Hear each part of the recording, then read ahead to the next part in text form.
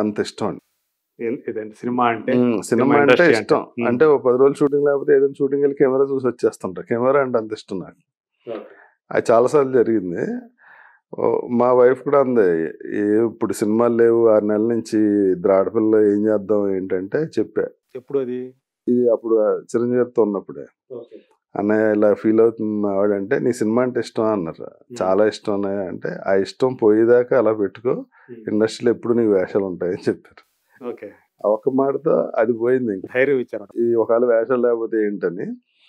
అది కాకుండా అండి, నన్ను ఇంతకాలం ఇండస్ట్రీలో ఉంచింది ఆ కాల్ షీట్స్ చూడటం అనే ఎక్స్ట్రా జాబ్ కూడా అండి. అది ఎలా అంటే, ఇప్పుడు అన్నయ్య సినిమాలు, బాలకృష్ణ గారి సినిమాలు, ఈ సినిమాల్లో నేను హీరో తమ్ముడుగాను, లేకపోతే విలన్ కొడుకుగాను, లేకపోతే హీరో సిస్టర్ హస్బెండ్ గాను ఇలాంటి వేషాలు వేసుకుంటూ వచ్చాను.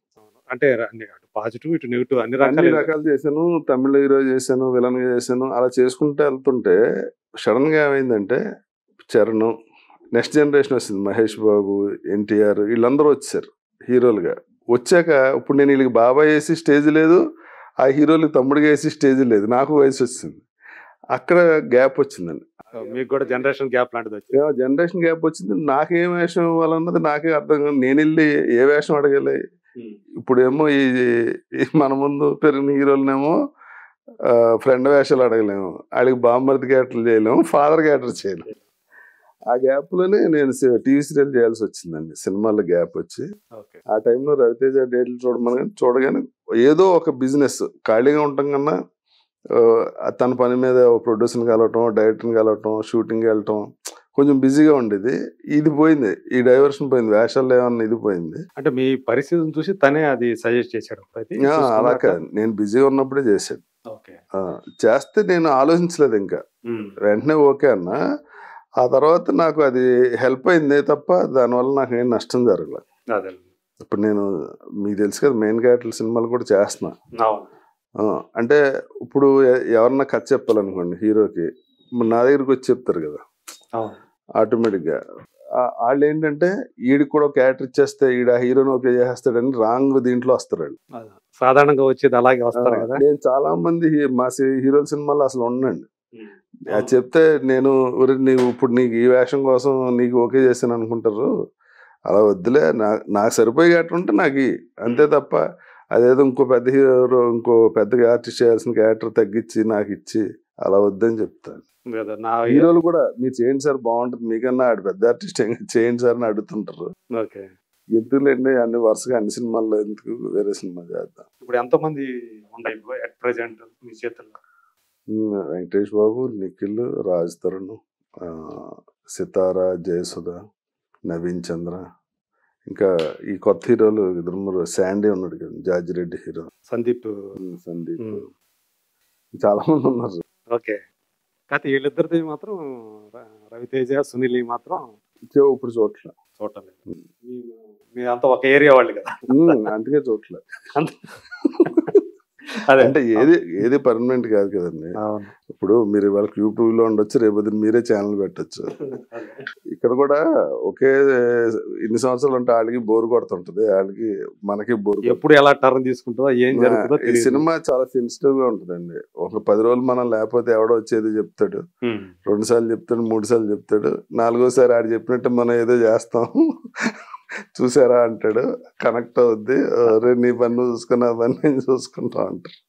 అలాగే రవితేజ అంటే అసలు ఇష్యూ లేకుండా జరిగినాయి, no problem, okay, comfort level ఇష్యూనే లేదు అసలు. అసలు ఇప్పుడు బాగానే మాట్లాడుకుంటా, అన్ని బాగానే ఉంటాయి, ఎలాంటి ఇది లేకుండానే, ఇష్యూ లేకుండానే.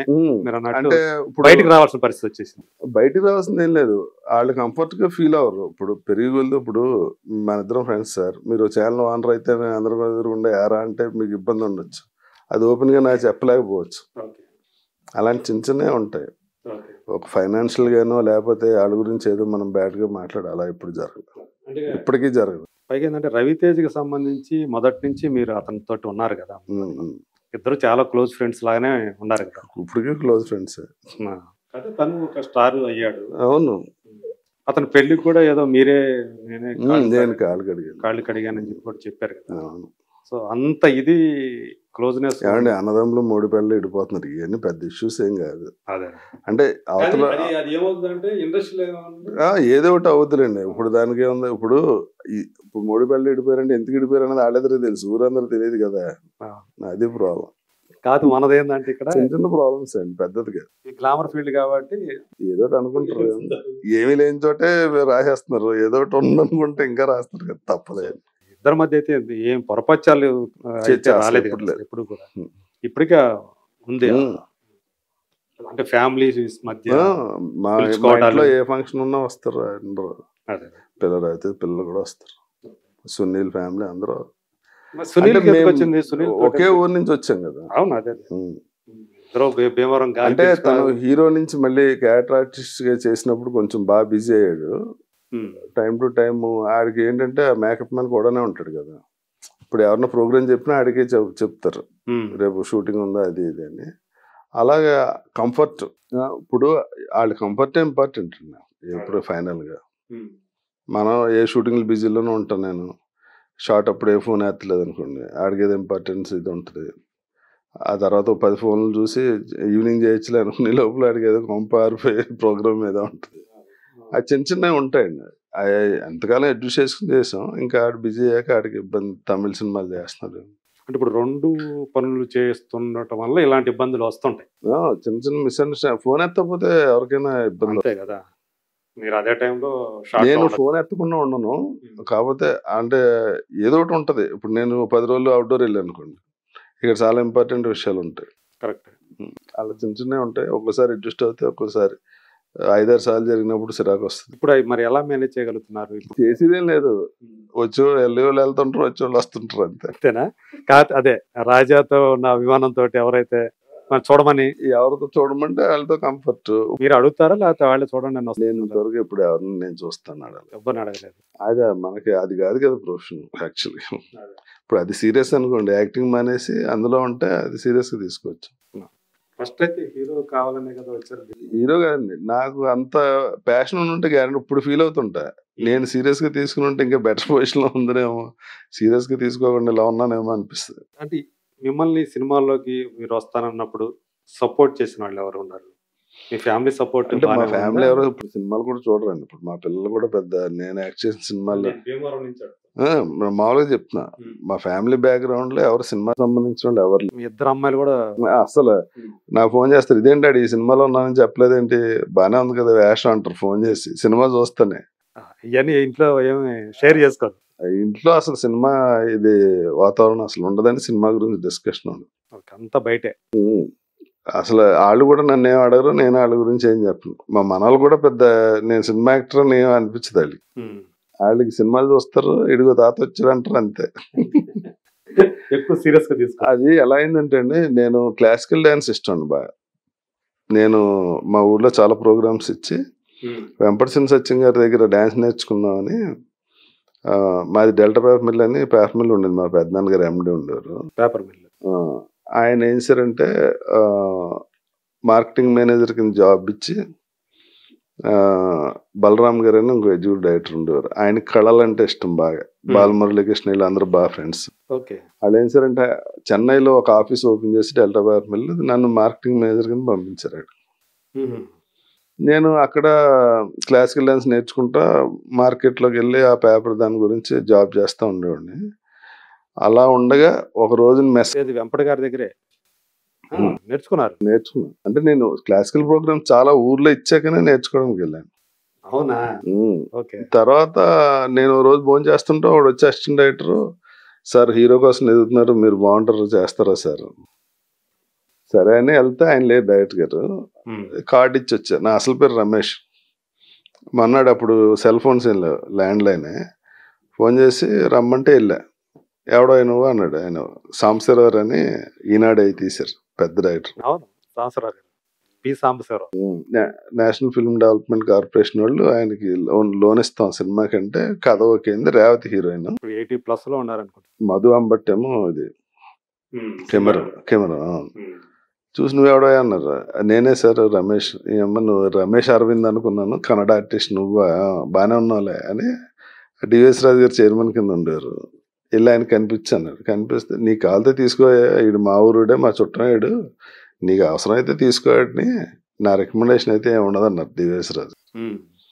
తర్వాత మధు అంబడి దగ్గర తీసుకెళ్తే ఈడు బాగా యంగ్ ఉన్నాడు, రేవతి ఏమో కొంచెం ఇదిగా ఉంటది, రేవతికి తమ్ముళ్ళో ఉంటాడేమో, లేదే వేరే హీరోలు ఎవరు, ఈడు బాగానే ఉన్నాడులే అని డైరెక్టర్. తర్వాత రేవతి గారి దగ్గరికి ఆవిడేమో నాకు యాక్టర్ బాగానే ఉంది, ఈ అబ్బాయి బాగానే ఉన్నాడు, మీరు కావాలితో పెట్టుకుని నాకేమో అబ్బాయి. అలాగే సినిమా స్టార్ట్ అయింది. రేవతి గారి ఫస్ట్ ఫిల్మే రేవతి గారితో. ఆ తర్వాత నేను చాలా, ఇప్పుడు ఈ సినిమా రిలీజ్ అయితే 10 మంది ప్రొడ్యూసర్లు వస్తారు, మనం ఎలాగే చేయాలి ఇలా ఆలోచించాను. ఆ సినిమా 2 ఏళ్ళు రిలీజ్ అవ్వాలి. తర్వాత ఆయన ఏం చేశారంటే, రామానాయుడు గారు బాగా ఫ్రెండ్. ఏ సినిమా అది? మృగతృష్ణ. మృగతృష్ణ నేషనల్ ఇది వచ్చింది, అవార్డు కూడా వచ్చింది. ఎన్ఎఫ్డిసి సహకారంతో చేసిన సినిమా. ఆ తర్వాత నాయుడు గారిని సినిమా రిలీజ్ చేసి పెట్టమని సాంబశివరావు సినిమా చూపించారు. రాఘవేంద్ర గారికి అందరికి చూపించారు. ఆయన నాయుడు గారి సినిమా చూసి, నేను ఈ సినిమా రిలీజ్ చేయలేను కానీ ఆ అబ్బాయి బాగున్నాడు, నా సినిమాలో వేషం ఉంది అని, సర్పయాగంలో నాకు ఆ రోజాని రేప్ చేసే క్యారెక్టర్, ఆ వాణి విశ్వనాథ్తో సాంగ్ ఉంటుంది నాకు, అందులో ఆ వేషం ఇచ్చారు. ఆ సినిమా సూపర్ హిట్. పరశురు బ్రదర్స్ ఆ తర్వాత చాలా సపోర్ట్ చేశారు నన్ను చాలా సినిమాల్లో. నా కోసం చెప్పినప్పుడే రాజా రవీంద్ర వస్తాడు ఇలా అని, క్యారెక్టర్ పేరు నా పేరు చెప్పేశారు. చాలా అప్పట్లో నాకు full support పరశురు brothers. Raja Ravindra అనే పేరు ఎప్పుడు పెట్టుకుంది? నేను తమిళ్లో యాక్ట్ చేసినప్పుడు ఏమైందంటే అండి, మర్చిపోయాను, ఈ మృగతృష్ణలో హీరో పేరు రవీంద్ర, నా పేరు రమేష్ కదా. ఆయన అన్నారు సాంబశివరావు, మా కృష్ణ గారు అబ్బాయి పేరు కూడా అదేనే, కన్ఫ్యూజ్ అవుతారు, నీ పేరు మార్చుకో అని. ఇంట్లో నా పేరు రవి అని పిలుస్తారు మా ఫాదర్ మదర్ సిస్టర్ అందరూ. సరే రవీంద్ర ఏదో బాగానే ఉందండి హీరోగా. ఎందుకైనా సంబంధం లేకుండా రవి అని పిలవటం? ఇంట్లో ఏం మరి పెట్టనేం రవి, రమేష్ కి మామూలు రవి అంటారు. ఈ రవికి రవీంద్రకి బాగానే ఉందని రవీంద్ర అని పెట్టుకున్నాను. తమిళ్కి వెళ్తే తమిళ్లో ఒక రవీంద్ర ఉన్నాడు, ఆడు నాకులాగా ఉంటాడు. సరే పేరు మారుద్దామని భాగ్యరాజా భారతీరాజా లాగా రవీంద్ర రాజా అని పెడదాం అనుకున్నా. రెగ్యులర్ గా ఉంటదేమో అని రాజా తెచ్చి ముందు పెట్టా, అది రాజా రవీంద్ర అయింది. ఇది అన్నమాట కథ, రాజా రవీంద్ర అని. సో ఫస్ట్ ఫిల్మ్ లోనే రేవతి లాంటి, అప్పటికే ఆమె డాన్స్ మాస్టర్ కమలాసంతి ఇవన్నీ చేసి అవన్నీ అయిపోయినాయి. అంజలి అప్పుడు ప్రేమ వచ్చిందా? ప్రేమ రాలేదు. ప్రేమ ఏం ఐడియా లేదు. డాన్స్ మాస్టర్ తర్వాతే కదా ప్రేమ కూడా వచ్చేసి. డాన్స్ మాస్టర్ అంటే 87 ఆ టైంలోనా? అంతే. 87 నేను చేసింది 85 86 అప్పుడే. ఇందులో వాణి విశ్వనాథ్ గారితో సాంగ్ రోజా, ఆ తర్వాత సితార్తో జీవన్ చదరంగం సినిమా చేశారు మనం, ప్రసాద్ గారు, భోగల్ ప్రసాద్ గారి సినిమా అది. SP Muthuraman director, Rajinikanth is films చేసిన డైరెక్టర్ ఆయన. సురేష్ నేను చచ్చిపోయాక ఆ అమ్మాయి సితార హీరోయిన్. అలా మెయిన్ క్యారెక్టర్లు వేసుకుంటా అలా అలా. ఇంకా పరశురు బ్రదర్స్ ఏ సినిమా రాసినా మనకు వేషం కంపల్సరీ. సర్పయాగం అనుభవం ఏంటి? సర్పయాగం చేసిన సోహన్ బాబు గారు, ఆయన ఫిలాసఫీ, ఆయన నాకు చెప్పింది ఏంటంటే, జనం పెరుగుతూనే ఉంటారా, ల్యాండ్ అయితే పెరగదు. సో నువ్వు ఎంత డబ్బున్నా ల్యాండ్ మీద పెట్టుకో, అదే నేను ఫ్యూచర్లో నీకన్నా ఎక్కువ సంపాదిస్తే నేను కాపాడద్దని చెప్పాడు ఆయన. అది తర్వాత మీ అబ్బాయిని ఎందుకంటే హీరోయిన్ చేయరని అడిగి నేను. ఇప్పుడు సోహన్ బాబు అంటే స్ట్రగుల్ అయ్యాడు, టెన్షన్ పడ్డాడు, ఏదో చచ్చాడు,